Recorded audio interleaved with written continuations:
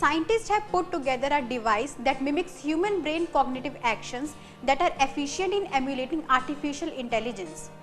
This system is called an Artificial Synaptic Network or ASN. We have with us the developers of ASN, Professor G. Kulkarni and Dr. Bharat B, scientists from Jawaharlal Nehru Center for Advanced Scientific Research, which is an autonomous institute of the Department of Science and Technology. Professor Kulkarni and Dr. Bharat fabricated an artificial synaptic network without the aid of external supporting circuits. Let's understand more about this network. Now, artificial intelligence is increasingly becoming a part of our daily lives. However, AI can do more than just email filtering, such as facilitating self-driving vehicles, drug discovery, big data handling, image recognition, and so on. These are the developments with the help of neuromorphic devices that mimics the human brain synapses. To understand artificial synaptic network, we first need to know what is a synapse. The human brain contains 100 billion neurons wherein axons and dendrites interconnect, and these neurons form a colossal junction called a synapse. This is where superior cognitive abilities arise. The human brain consumes 20% of the total body energy, which accounts for 20 watts of energy. Professor Kulkarni explains what is a synapse. So if you take a biological synaptic network, junction will have sort of ion gates, right? So calcium ion, sodium ion, potassium ions. So these are the ions which go from one membrane to the other membrane of the neuronal cells, and the gates will open and close and all that. This is how the ion transport takes place. So the ion concentration built up, how many ions are able to actually get transported from one neuron to another will decide the strength of the signal. And now one neuron may be connected to hundreds and thousands of other neurons through its axons and dendritic structures. So likewise, one neuron participates with lots of neuronal connections. So signal is actually getting divided and keeps moving. Only somewhere it gets concentrated, somewhere it gets weaker. And that decides whether that particular process is going to proceed or not proceed. This is how the biological synaptic junctions function. What makes the artificial synaptic system so unique? Well, it can enhance computational speed and power consumption efficiency. However, conventional computing platforms take 10 lakh watts of energy to mimic human cognition. This power difference slows down the software-based artificial neuron network when interfering with the human cognition. Take a detour from the normal literature study, and we thought a system which is mimicking this kind of architecture will help us to lead to higher cognitive, mimicking higher cognitive ability. So we tried out several methods to mimic the structure. So going on the experience from the different methods, we finally found that a self-formed template would really mimic the crudely, the biological system and give rise to a lot of cognitive abilities. Actually, they are computational units. Okay, everything is done virtually in the algorithm, the way the neurons function.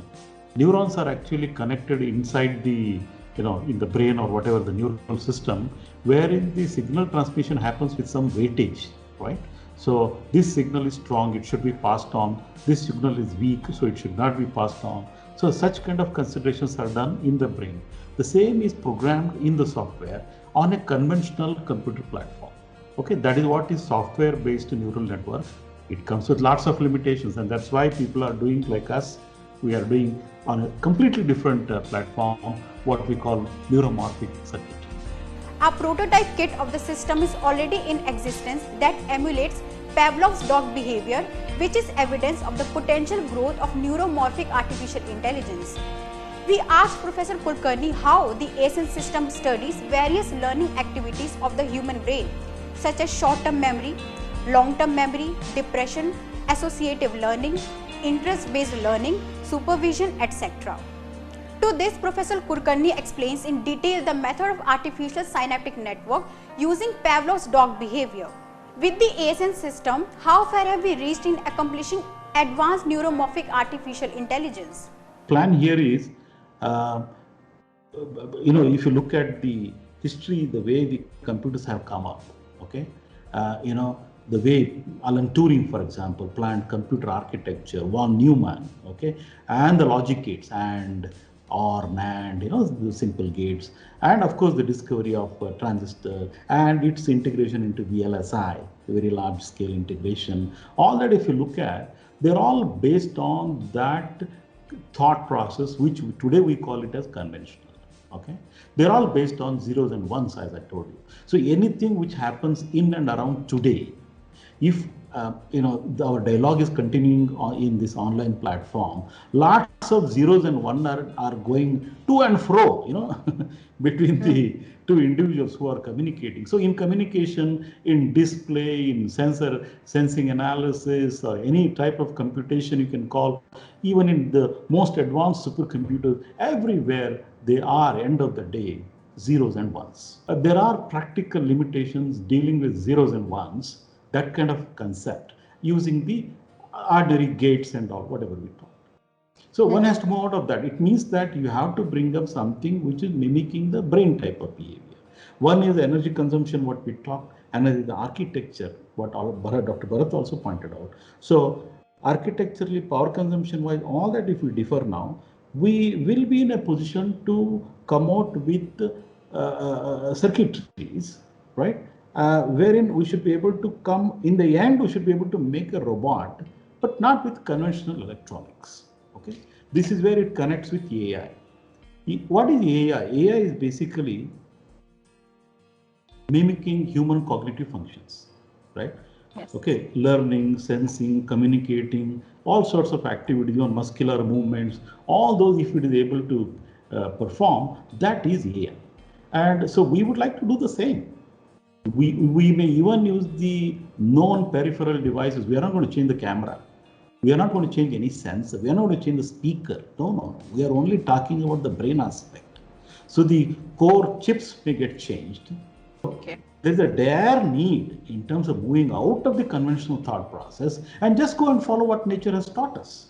Stick to the neural way of communicating and trying to do the computation that way. So there is nothing like an independent process unit and memory unit. In our brain, if you dissect and see, there is nothing like this part is memory, this part is processor. No, not like that. In fact, it is said, I've read the literature, it is said that a synaptic junction can behave like a memory, can behave like a processor, partly behave like memory, partly behave like processor. So it is so interesting, and this particular aspect has not been deciphered in today's science. This still is yet to be discovered, how it's going to be.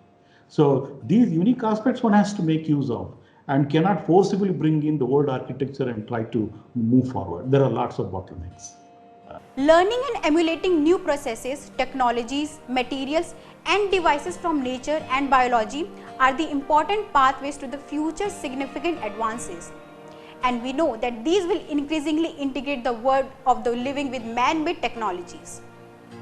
That is all in this segment. Keep watching for more update on India's remarkable breakthroughs.